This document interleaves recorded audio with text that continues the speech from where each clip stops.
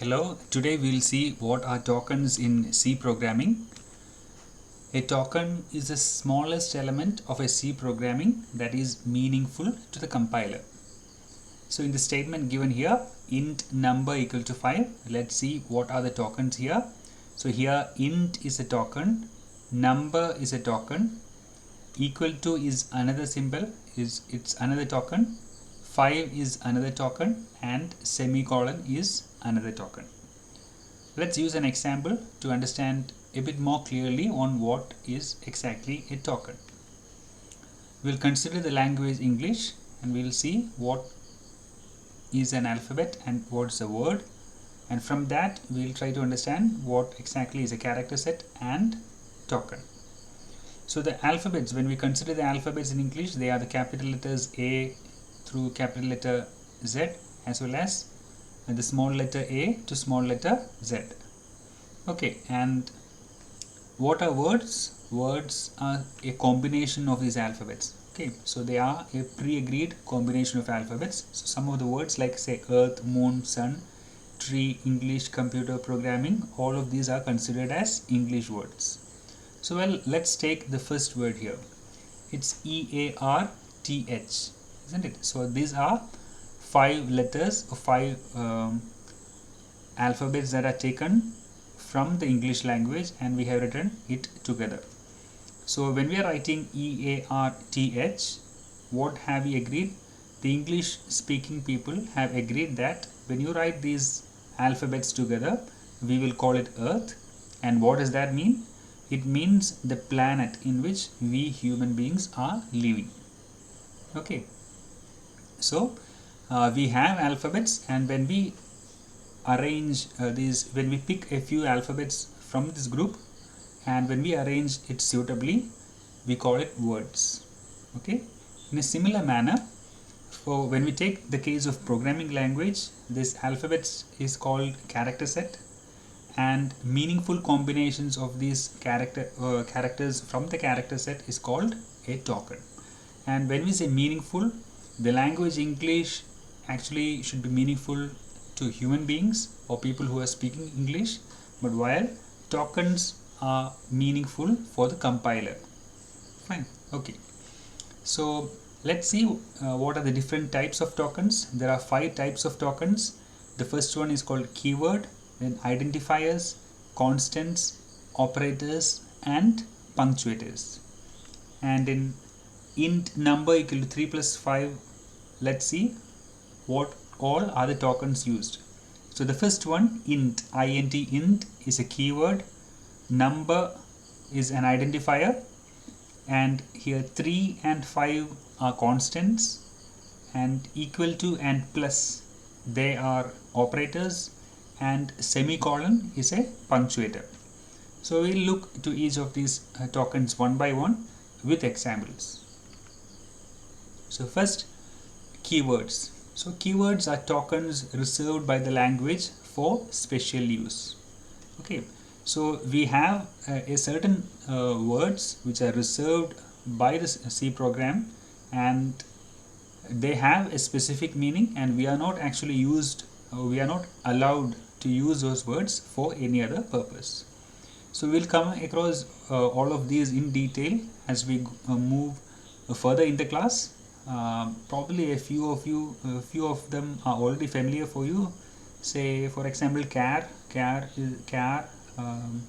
for, if, int,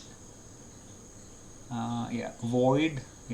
So these are some of the keywords which you are already familiar, but rest of the words, as we move further, you will be familiar with rest of the keywords. So here in this int number equal to 3 plus 5, the keyword here is int. Okay, so int, you can see here it in the list, it's written there. So int, actually it represents integer. We'll go to the details later, but int is the keyword here. So the next is identifier. Identifiers are names that are given to various program elements like variables, functions, and arrays. Okay, so these are the names. Okay, so here in this particular example, int number equal to 3.3 plus 5, what is the identifier? The identifier is number. Okay, so number is a variable, and we are giving a name to this particular variable, and that name is number. So in the second example, we have an array. So char district is equal to Alappuzha. So here district is the name of the array, and district is actually called the identifier. So constants are another type of tokens. A constant refers to a value that occurs in a program and cannot be changed, and every constant has a value and a data type. So if you look to the examples here, the first one is int number equal to 3 plus 5. So here both 3 and 5 are constants, and what is the data type? They are both of type integer. And in the second example, int marks equal to 99. 99 is actually the constant. And in the next example, char emotion is equal to happiness. Here happiness is the constant, and what's the type? It's actually a character array. And the fourth example, char letter is equal to W. Here the character W is actually the constant, and what is the data type? The data type is char. And one thing you have to remember, there are chances that you may hear the word literal. When someone says literal, you needn't worry. Well, they are meaning the same thing as a constant. Okay. So the next token is operator. You would be familiar with this operator because you have used in mathematics these mathematical operators. Okay, so an operator is a token that specifies an operation on at least one operand and yields some result. So there are both single character operators as well as multi-character operators. Okay, so the first example here again is int number equal to 3 plus 5. So here what is the operator? So the operator here is plus. And it was also said that we have multi-character operators. So some operators have 2 characters or more than 1 characters associated with it. So in the second example we see number plus plus. So plus plus, when 2 plus symbols are written together, we call it as an increment operator. So increment operator is composed of 2 characters. So that is an example of a multi-character operator. So we have similarly we have other operators which are multi-character in nature. We'll come across all of them very soon. So the last set is the punctuator set of tokens. So a punctuator is a token that has syntactic and semantic meaning to the compiler, but the exact significance depends on the context. Okay, so it has a sort of, just like we use comma and full stop while we are writing the language English, and it's actually these full stops, commas and semicolons which actually improve the way that we understand the meaning of the particular sentence that we are writing. So in a similar manner, the compiler also uses certain symbols so that it understands the programs better. Okay, so here the list of punctuators that are used by a compiler are given, and the use of it as well as examples are given. We'll go through a few of them.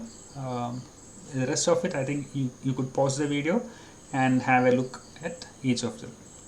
So the first one, these angular brackets, opening and closing, it's used when we are keeping a header name, and here the example given is hash include limits.h, but you are familiar with hash include stdio.h. okay, similarly the square brackets, we use it for array delimiter.